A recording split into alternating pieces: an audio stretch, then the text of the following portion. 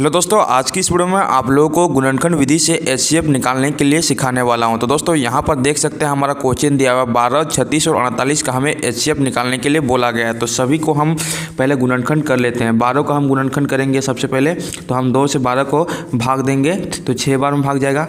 फिर 2 से हम देंगे भाग, 6 को 3 बार में भाग जाएगा। फिर 3 को हम 3 से भाग देंगे, 1 बार में भाग चल गया। उसके बाद 36 का गुणनखंड करेंगे तो 36 को हम 2 से भाग देंगे सबसे छोटी संख्या से, तो यहाँ पर आपका 18 बार में भाग जाएगा। उसके बाद फिर 18 को हम 2 से भाग देंगे तो ये आपका 9 बार में कट जाएगा। उसके बाद 3 से भाग देंगे, 3 बार में कटेगा। उसके बाद 3 को 3 से भाग देंगे, 1 बार में कट जाएगा। इस प्रकार से इसका गुणनखंड हो गया। उसके बाद 48 का गुणनखंड करेंगे। 48 को हम 2 से भाग देंगे, 24 में भाग जाएगा। उसके बाद फिर से हम 24 को 2 से भाग देंगे तो 12 बार में भाग जाएगा। उसके बाद 12 को हम 2 से भाग देंगे, 6 बार में भाग जाएगा। उसके बाद 6 को हम 2 से भाग देंगे, 3 बार में भाग जाएगा।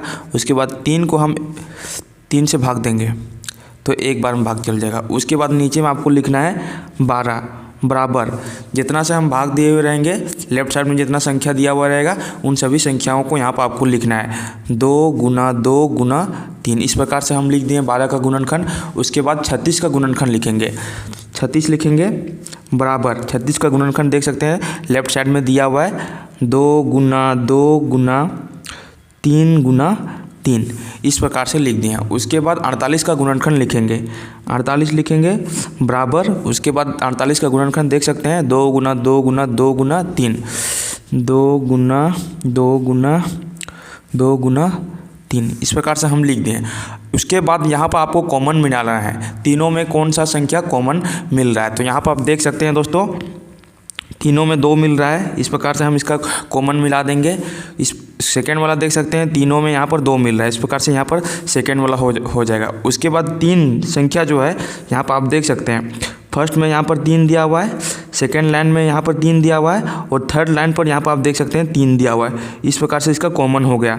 तो उसके बाद फाइनल यहाँ पर आपका एचसीएफ निकल कर आएगा तीनों का 12, 36 और 48 का। आज आपका 48 का एचसीएफ जो है वो निकल कर आएगा 2 गुना 2 गुना 3। तो यहाँ पर आपको लिख देना है बराबर नीचे करके 2, 1 हो गया। उसके बाद ये 2 हो गया। उसके बाद 3, इस प्रकार से तीनों कॉमन हो गया। 2 गुना 2 गुना 3, 2 दूना 4, 4 तिया 12। इसका मतलब 12, 36 और 48 का जो एचसीएफ है वो आपका 12 निकल कर आएगा। उसी प्रकार से एक अगला क्वेश्चन का एचसीएफ निकाल के दिखाने वाला हूं दोस्तों। यहाँ पर दिया हुआ 10, 15 और 20 का एचसीएफ निकालने के लिए हमें बोला गया है। तो सबसे पहले हम 10 का हम गुणनखंड कर लेंगे। तो 2 से हम 10 को भाग देंगे, 5 बार में भाग जाएगा। उसके बाद 5 को हम 5 से भाग देंगे तो 1 बार में भाग चल जाएगा। इस प्रकार से 10 का गुणनखंड हो गया। उसके बाद 15 का हम गुणनखंड करेंगे।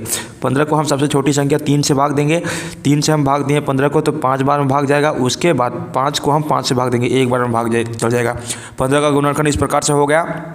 उसके बाद यहाँ पर दिया हुआ है 20, 20 को हम 2 से भाग देंगे, 2 से भाग देंगे 20 को तो यहाँ पर 10 बार में भाग जाएगा। फिर 2 से 10 को भाग देंगे, 5 बार में भाग चल जाएगा। उसके बाद 5 को हम 5 से भाग देंगे, 1 बार में भाग चल जाएगा। इस प्रकार से हो गया। उसके बाद नीचे में यहाँ पर आपको लिखना है 10 बराबर, 10 का जितना गुणनखंड रहेगा उसको लिख देना है। तो यहाँ पर 10 का गुणनखंड है 2 गुना 5, इस प्रकार से हो गया। 15 का गुणनखंड यहाँ पर आपको लिखना है। 15 का गुणनखंड देख सकते हैं 3 गुना 5 दिया हुआ है, इस प्रकार से हम लिख दिए। उसके बाद आपको लिखना है 20 का गुणनखंड।